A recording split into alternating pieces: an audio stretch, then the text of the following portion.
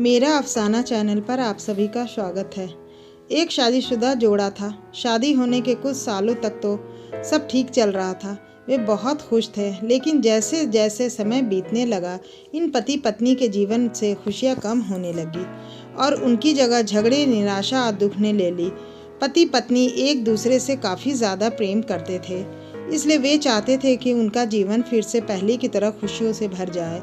दोनों अपना जीवन पहले की तरह बनाने के लिए कोशिश करने लगे, लेकिन उनकी लाख कोशिशों के बावजूद उनका जीवन वैसा नहीं हो पा रहा था जैसा वो चाहते थे। जब ज़्यादा बड़ा बदलाव नहीं नज़र आया, तो दोनों ने अपने कुलगुरु के पास जाकर इस समस्या का समाधान पाने का निर्णय लिया।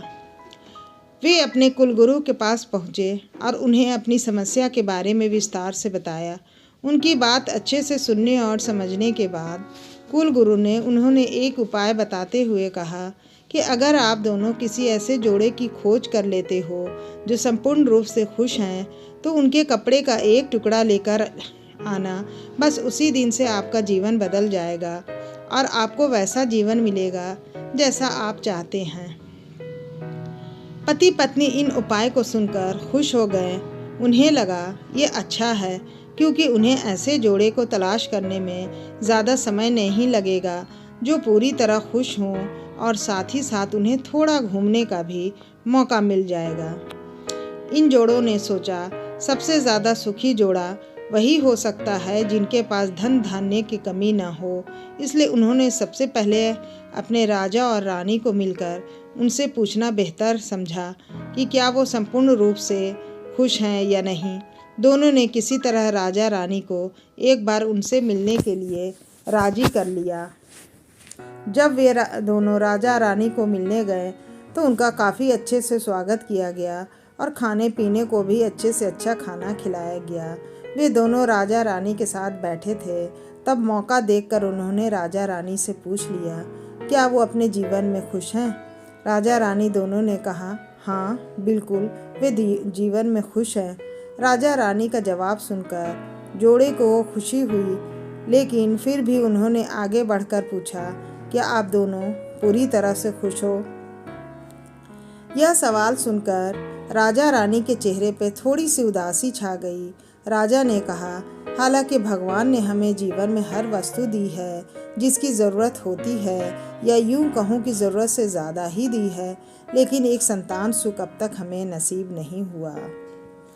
राजा का जवाब सुनकर जोड़ों को पता चल गया कि वह संपूर्णतः सुखी नहीं हैं। उन्होंने अपना सफ़र आगे जारी रखा। उन्हें पता चला कि दूसरे राज्य में एक बहुत धनी सेठ है। इस सेठ के पास धन दौलत के साथ साथ बाल बच्चे भी थे, इसलिए उन्होंने उनसे जाकर पता करना चाहा क्या वह पूर्णतः सुखी हैं या नहीं। उनके घर पर एक दो दिन रहने के बाद यही सवाल उनसे पूछने पर सेठ और सेठानी का कहना था कि सब कुछ होते हुए भी वह पूर्ण रूप से सुखी नहीं है, क्योंकि उनके 4-5 बच्चों को संभालने में उनका पूरा वक्त चला जाता है और उन्हें अपने जीवन में बाकी सुख भोगने के लिए समय ही नहीं बचता। पति पत्नी का जोड़ा वहाँ से भी निराश होकर निकला। वो अपने जान पहचान और अनजाने कई लोगों से मिले, पर अंत में उन्हें यही पता चला कि सबके जीवन में कोई न कोई ऐसी कुछ तो कमियां हैं जिनकी वजह से वो अपने आप को पूर्णतः सुखी नहीं समझते थे। अंत में पति पत्नी एक किसान दंपत्ति से मिले, जो दोपहर में खेत में काम करने के बाद खाना खाने के लिए बैठे थे। उनके चेहरे पर जो बेफिक्री और शांति उन्होंने देखी, वो पहले किसी के चेहरे में नहीं देखी। जोड़े को लगा कि शायद अब उनकी तलाश ख़त्म हो जाएगी। किसान पति पत्नी के पास जाकर दोनों ने उनसे पूछा कि क्या वो अपने जीवन में खुश हैं।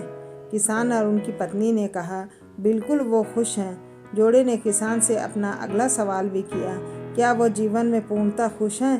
किसान ने मुस्कुराते हुए कहा, बिल्कुल दुखी होने के लिए उनके पास कोई कारण ही नहीं है।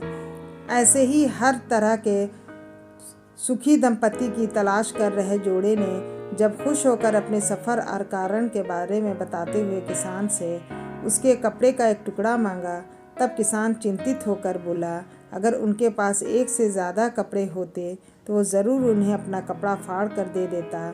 इसका यह मतलब था कि किसान भी पूरी तरह से खुश नहीं था, क्योंकि उसको तो चिंता थी कि अगर उसका कपड़ा फट गया तो अगले दिन क्या पहनेगा। अपनी खोज में पूरी तरह असफल हो चुके पति पत्नी को आखिरकार ये समझ आ गया कि पूर्णतः सुखी और खुश इस संसार में कोई भी नहीं। ये हमारे विचार ही होते हैं जो हमें से किसी वस्तु को लेकर सुखी या दुखी, खुश या नाखुश करते हैं। जैसे कि संतान न होना किसी को दुखी करता है तो किसी को संतान है और वो शरारत करते हैं, ये विचार दुखी करते हैं। किसी को कम धन होना दुखी करता है तो किसी को धन कोई चुरा न ले, ये विचार दुखी करते हैं। इस कहानी का निष्कर्ष आप ऐसे निकाल सकते हैं कि आप कितने खुश या सुखी हो सकते हैं, ये पूरी तरह आप ही के हाथों में है। आप जितना चीज़ों के या सिचुएशन के प्रति सकारात्मक विचार रखते हैं, आप अपने आप को उतना ही सुखी और खुश होने में मदद करते हैं। तो दोस्तों, आपको ये आज की कहानी कैसी लगी हमें कमेंट बॉक्स में ज़रूर बताइएगा। और हाँ, कहानी पढ़ने और सुनने के लिए आप सभी का दिल से बहुत बहुत धन्यवाद।